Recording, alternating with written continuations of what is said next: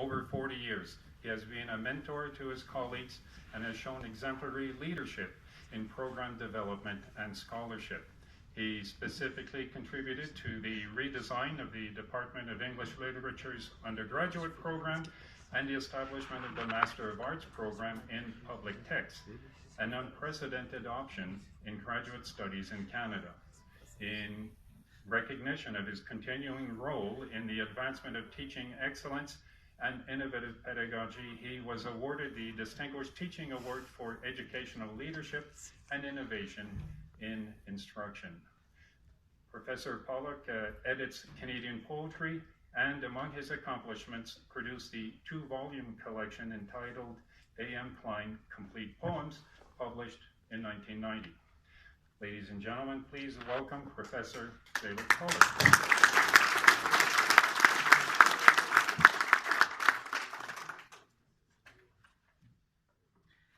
It is a great honor to have been invited to speak today in celebration of Montreal's AM Klein, especially since I'm a mere Winnipegger.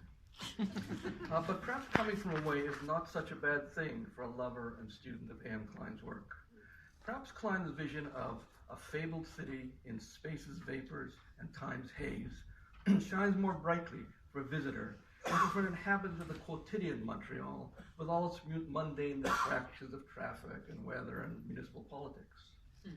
Even if you've never actually sat on the uncomfortable, sentimental bench on the second terrace of Montreal, Klein's Magic Mountain, you can still be moved by his evocation of the place where, as we listen to the brass of the band concerts made soft into our mood by dark and distance, I told the girl I loved her.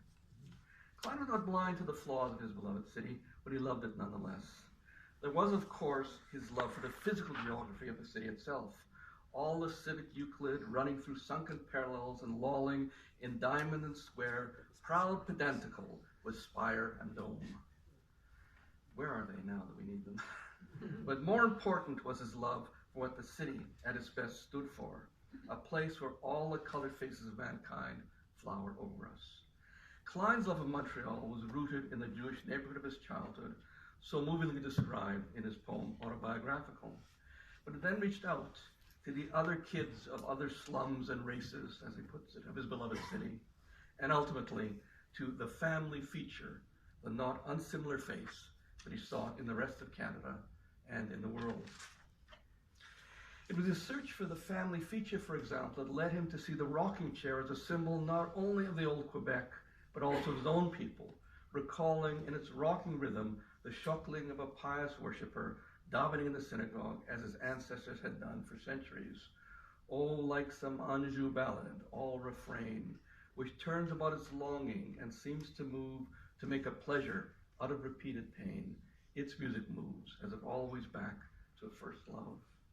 The connection is unmistakable to anyone who has heard the wonderful recording of Klein himself chanting, not reading these lines, and luxuriating in the quintessentially Kleinian wordplay on Anjou, which he clearly pronounces Anjou. But of course, none of this would matter, and none of us would be here if Klein were not a very fine poet, a master of rhythm and sonority, as I hope is clear even from my imperfect recitation of his verses. Randall Jarrell once famously said that a good poet is someone who manages, in a lifetime of standing out in thunderstorms, to be struck by lightning 5 or 6 times, a dozen or 24 times, and he is great. It is a fool's errand to try to sort out the great from the good. We can leave that to future generations. But I have no doubt that Klein was struck by lightning many times in such poems as Out of the Pulver and the Polished Lens, Heirloom, Psalm Touching Genealogy, Political Meeting, The Rocking Chair, Portrait of the Poet as Landscape, Elegy, The Cripples, Sisters of the Hôtel Dieu, Autobiographical, the Mount Royal poems, and Montreal, his amazing bilingual tribute to his city, Métropole, Isle Riveraine, which in its linguistic complexity blends his love for Montreal with his other great love for James Joyce. I'd like to end my remarks with one more quotation, not from any of the poems I've just mentioned, from a prose poem, just as amazing linguistically as Montreal. Glos Gimel is a Kabbalistic exegesis by Uncle Melech, the protagonist of Klein's novel, The Second Scroll, of one of the greatest monuments of Christian art, the paintings on the ceiling of the Sistine Chapel by Michelangelo, whom Uncle Melech refers to as the poet. Uncle Melech, drawing on his vast resources of eloquence and learning, that is, on Klein's vast resources of eloquence and learning, describes Michelangelo's paintings as an allegory of the Holocaust and of the ultimate survival of the Jewish people.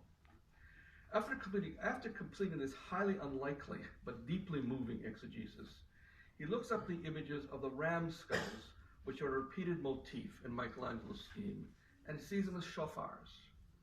Thus did I leave the chapel, noting for the last time the series of ram skulls of which the poet had made a device to signify, some say, descent to mortality, but to me, through the long marble corridors hurrying back, they were ram's horns, sounding liberation. It is a sad and well-known fact that not long after writing these words, AM Klein began his own descent into a kind of mortality which lasted until his physical death some 20 years later. But perhaps, like the shofars that Uncle Melech fashions with heroic optimism out of Michelangelo's ram skulls, the plaque that we unveil today can serve as a symbol of the liberation from mortality that Klein's poetry, like all great poetry, celebrates. Thank you.